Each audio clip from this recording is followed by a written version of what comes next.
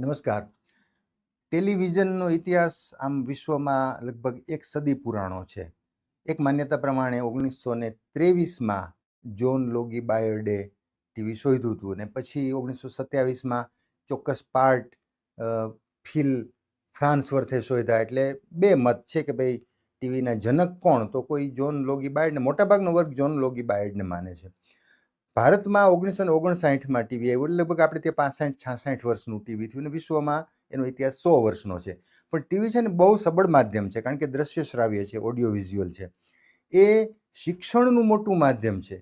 આ એવું માધ્યમ છે જે શિક્ષણ આપે છે, જે માહિતી આપે છે અને પછી મનોરંજન આપે છે. પણ આપણે મનોરંજનને પહેલાં લઈ લીધું. વાસ્તવમાં ટેલિવિઝનનું કામ શિક્ષણ આપવાનું, માહિતી આપવાનું ને પછી મનોરંજન આપવાનું છે.